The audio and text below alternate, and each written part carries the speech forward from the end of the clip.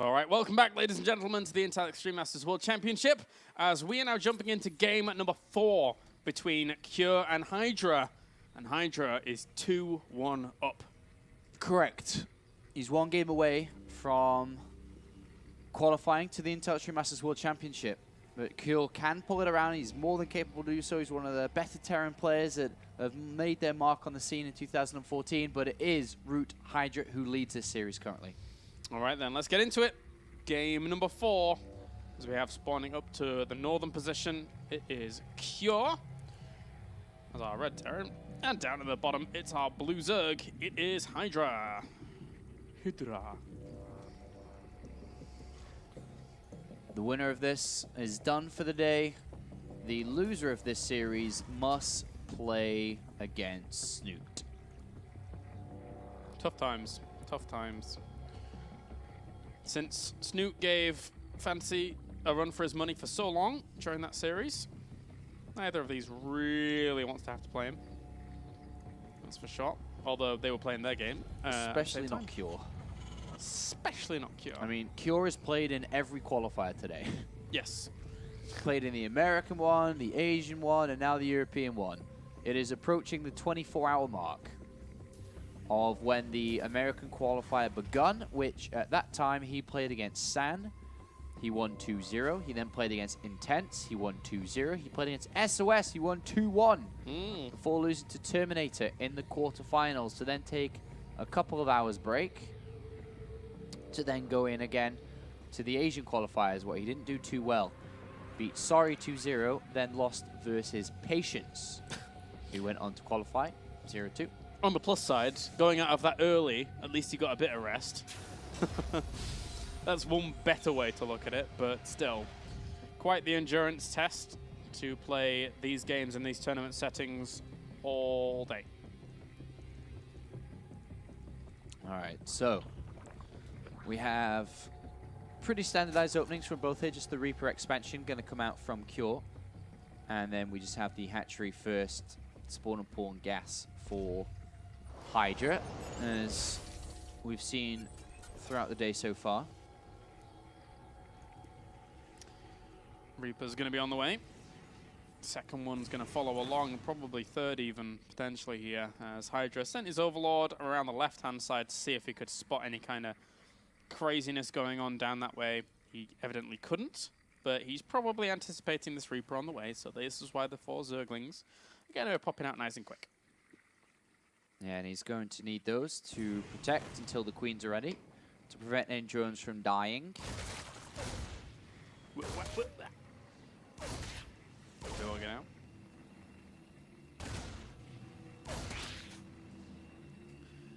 But at least the Queen will pop in just a little bit, so all is good for him in Hydra land.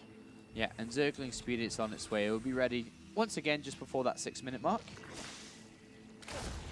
Trying to harass the drones, but Hydra hasn't even needed to pull any of them anywhere. He's the timings work out pretty nicely for him on this map, as Reapers do get scratched and poked away at here. 60 health is quite nice, though, to be able to buffer against these small little bits of damage. Just the third CC coming in for Cure, which is spotted very early on from Hydra. Yeah. So the Overlord arrived at a really nice time and evaded any kind of idea of an earlier Marine if it were to have been a bit of a fake out from his opponent. Yeah. And a little bit of supply blocked here, actually, is Cure. Well, he does get out of that now. It was just a few seconds. Yeah, he's going to take his third hatchery now. 3 Queen opening from him, the more common of all the Queen openings. Then he'll get another one afterwards once he gets his third down. Get that creep spread going. Those lava injects being hit.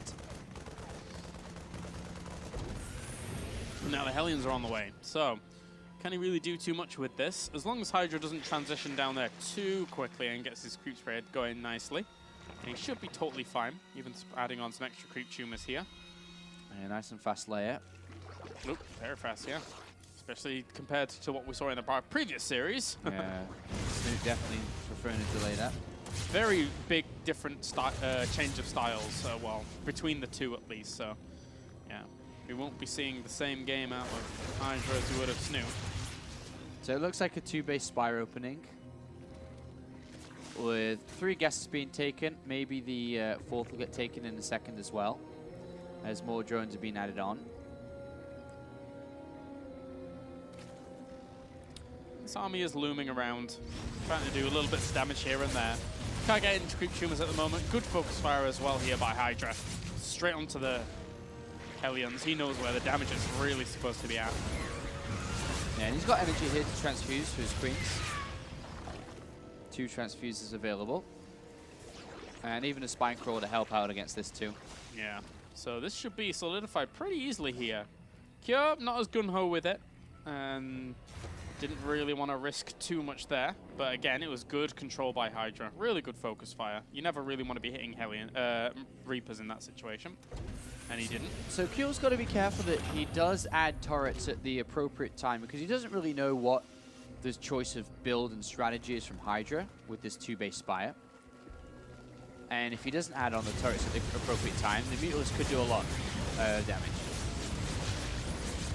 And he loses a queen or so there. Yeah. For his troubles, but manages to deal with that. Those Lings are actually going to go on the counter. There's already one denying the command center from landing, and he lifts up the... Uh-oh. Yeah, he lets them in. Oh, no. He's got nothing in here. He's going to lose Stim. He's actually going to lose Stim. Oh, that's painful. Yeah. Oh, dear. To rebuild a Tech Lab, 25 seconds, and to get the Stim going again. I'm not sure why he went for mules there with those Lings, because they were just about to time out anyway. But oh well. There's 7 Mutalisks on the way now. Yeah, turret timing is good. Just adding it on now. Mm-hmm.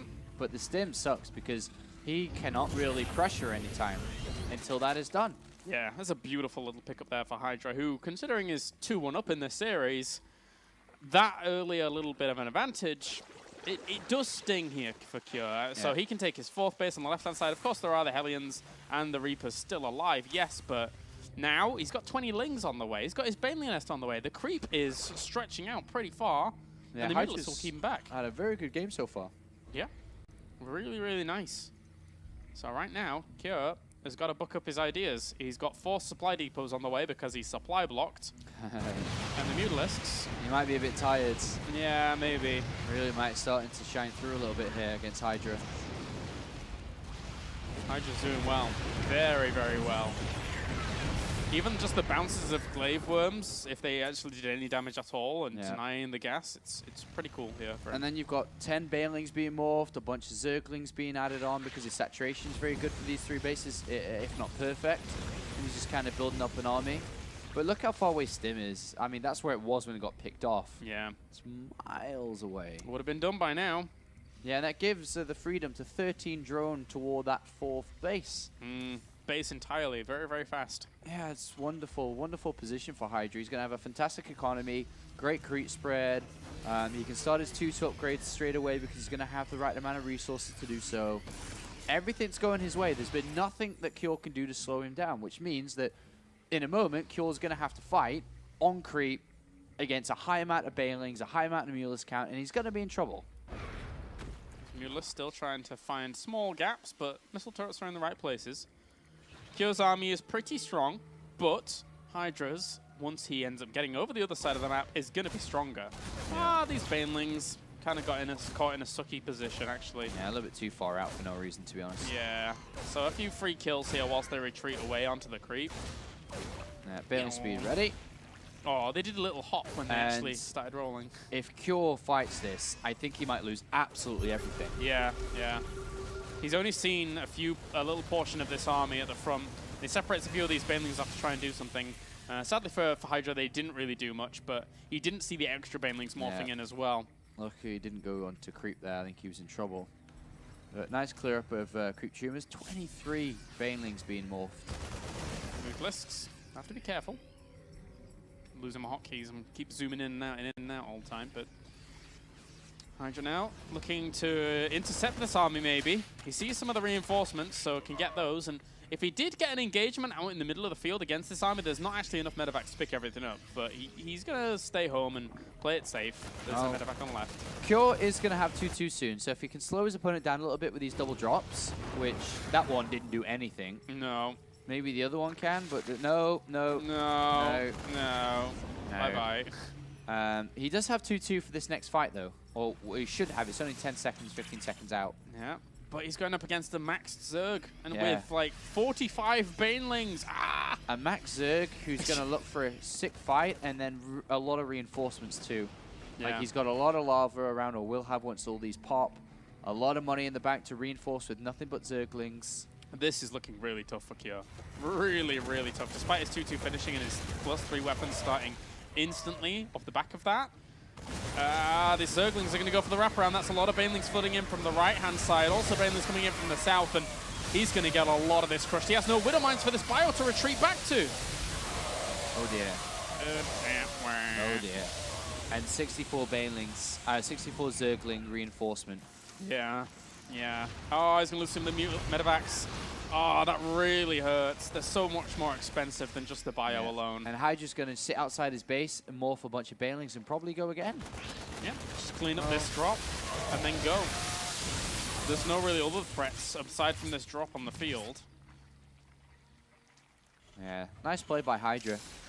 And this is all because Kule gave him that, or not really gave him it, but lost that stim so early on. It really hurt. Yeah, really, really hurt. Loses that drop, and now, as we said, there's no threats. So once he gets all of these Zerglings up and running, how many Banelings does he have? 17 to his name. He can morph in a few more for good measure. This second wave here for Cure cannot be moving out too far. Unless Widow Mines get miraculous connections, can't be moving out too far at all. 3 Widow Mine drop on the left, which has been spotted. Oh, he can't be losing that either, really. That's a huge investment. They needed to do some damage. At least they did a little bit to the Mutalisks. Oh, that was all right. But it didn't kill anything, really. Maybe one Mutalisk, and that's it. And they'll regenerate up and then go again. And now he's maxed out. Across 8 gas geysers, and that can potentially be even more Banelings here. Oh, Cure, you're moving out very, very far here, mate, without many... Oh, well, all right. Oh, those Widow Mines didn't do too bad, but still, he basically just... walked into Banelings. Yeah, that was disastrous. Look how many Banelings there are left here. There's more Banelings than there are Marines. Oh, no. Oh, well... That must be so disappointing for Kyo to come so far and have to play another series. Hydra qualifies! Ta-da! For the Intel Stream Masters World Championship along with Fantasy. Congratulations to Hydra. Sorry we couldn't look at all your games, but I know you were tired. But congratulations, it's 2 plays out of 3 now. All right, and that means we go to our last final break. Yeah. And then when we're back, we have our final series to determine that last spot at Katowice. It's going to be Snoot going up against Cure. Don't go anywhere.